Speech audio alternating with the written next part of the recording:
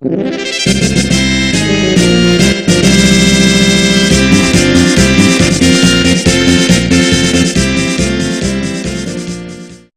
Dwellers, to stay up to date on all the latest news, reviews, openings and of course weekly programming, just click on the little guy here in the corner to subscribe and you'll get notifications when the newest content lands.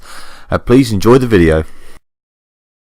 Hello YouTube and welcome to another episode of Gaming Top 10s, and this week I thought, as we did on the previous episode, games that saved their franchise, I thought this week we'd do the games that killed their franchise. So, starting off right at the top of the list, we have Call of Duty Infinite Warfare. Now, the reason I've picked this as my top 10, just to start off the list, is I understand obviously this wasn't the final nail in the coffin, as World War II does seem to be being quite successful as a game, going back to those old war roots.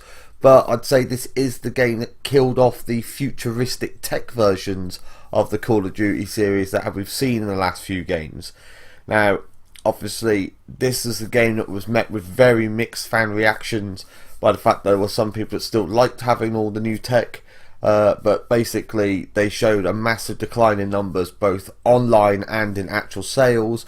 Reviews didn't reflect very well on the game compared to the other COD games as well, and basically it was the first game that they released in the Call of Duty series that you'd actually seen struggle for quite a while.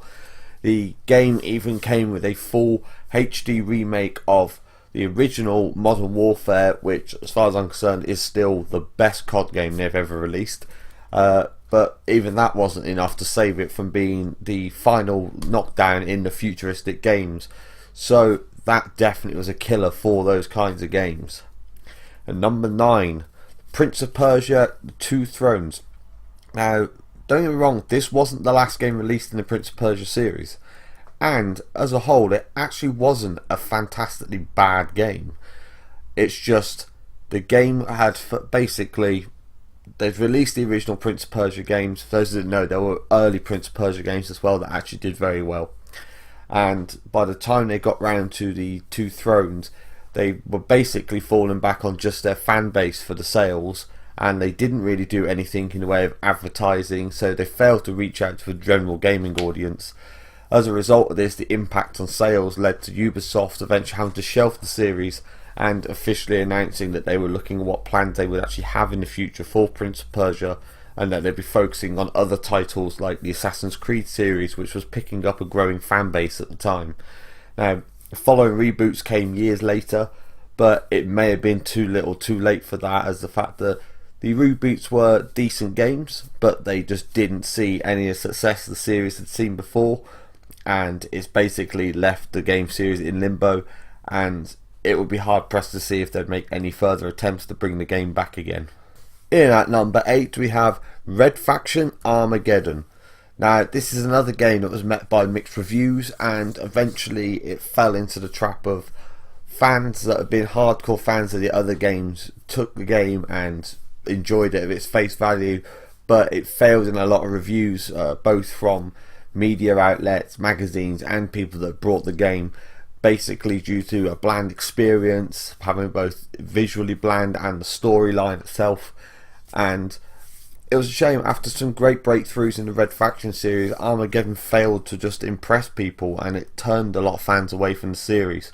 When plans were made for another game in the series, it was scrapped really early on in the process, just because THQ were not willing to put funds into it after the failed success of Armageddon coming out. So that's gone onto the shelf, and it seems very unlikely we will see another Red Faction game. And number 7, Sonic 2006. Where to start with this one? Sonic started off as a gaming giant and helped shape the platforming scene of the 90s, and since breaking into the 2000s the franchise has really been up and down, with a mixture of games that found their right mark, games that just really failed to hit the mark, and they've just tried to reinvent themselves in the modern day. Most fans seem to have handled it quite well, so you enjoy one type or the other that they brought out. And then Sonic 2006 landed, And after a lot of promises that this would be the Sonic game that would bring out a whole new and improved generation of Sonic games, hence they went back to just calling it Sonic the Hedgehog, starting again from the beginning, as was quoted off one of their producers, it became one of the worst built games they'd done so far. A mixture of bad camera angles, glitches, up and down voice acting, gameplay that kept being erratic, and people having difficulty just controlling it in that aspect, and then putting in things like the relationship with the human woman and that. It was just too much for even the biggest fans to take on board, and this is where a lot of fans considered to be the start of when Sonic really started to just fall into the abyss. In at number 6, Dead Space 3. This one's really simple. After creating 2 great horror games that scared the hell out of most people that played them, to be fair, they released number 3, and though it was still a well received game on its opening reviews, it turned out that the pulse racing survival games that have been known in the past had been turned into an action packed shoot 'em up horror type game instead. And as this wasn't what the game had been based on in the past, it drove a lot of fans away, and it just led to the developers eventually shelving the plans for a 4th installment, and I don't think we'll be seeing it any time in the near future. Number 5, Banjo-Kazooie Nuts and Bolts. Now when Rareware released this furry feathered combo to the world back on the Nintendo 64, people loved the antics, the colourful levels, tongue-in-cheek humour, and the challenge of the game that came with it. The sequel offered even more of the same in Banjo-Tooie, so when years later Microsoft revealed that they were doing a new generation version of the game, fans did get excited and there was a lot of hype behind it. People were a bit mixed when they saw the screenshots, but they thought games have to evolve and change their style as they go, but as long as they keep those base elements, it'd be right what we needed. They released a new version of the game and it was absolutely awful. It was slow, clunky, there was dull visuals in it, all the colour scheme that had drawn people in before was just gone, and low sales and poor reviews just killed the game off quickly, and the franchise fell along with it. Number 4, Streets of Rage 4. Now, Streets of Rage was one of the staple games in the 16-bit era, especially through the Mega Drive or the Genesis for fans abroad. The trilogy started off just nailing one game after another of great scrolling fighting games with a variety of characters, scenes, the great music that went along with it, and when the 4th installment landed, it was met with just a bleak reception. The game seemed to be lacking any of its original charm, with no signs of any attempt to improve upon the previous games at all. Levels were lacking in challenges, and the bosses are even less variety and even less challenge than we've seen in previous games. By the time the game had reached across all its different ports, the sales had made it clear that the iconic game had basically reached its marketing value and outstayed its welcome in a more modern gaming market that was developing for that genre. Number 3, Dino Crisis 3. Now, the first 2 Dino Crisis games, in short, were Resident Evil with dinosaurs, and most people agree as a combination, it was awesome. Now, in number 3, they did what kills so many games, and people don't seem to learn from this. They took it into space, and sales and reviews all pointed this as the Dino Crisis that just seemed to give up. It was like there was no new ideas. A lot of the reviews, if you go through Metacritic, it just reflects the same thing. They've taken ideas that have been used 100 times before, and 6 months after the release, Capcom had to announce that the team responsible for the game would not be working on any other games for the series. Now, number 2, Medal of Honor Warfighter. Warfighter, the game that just keeps giving, mainly because the game became a comedy point in the gaming market, just starting off on the name alone. Warfighter. Well, thank you for pointing out that that's what you're going to be doing in a game where you're at war as a soldier. The game came out with old visuals for its time, very glitchy gameplay, and a struggling frame rate issue as well.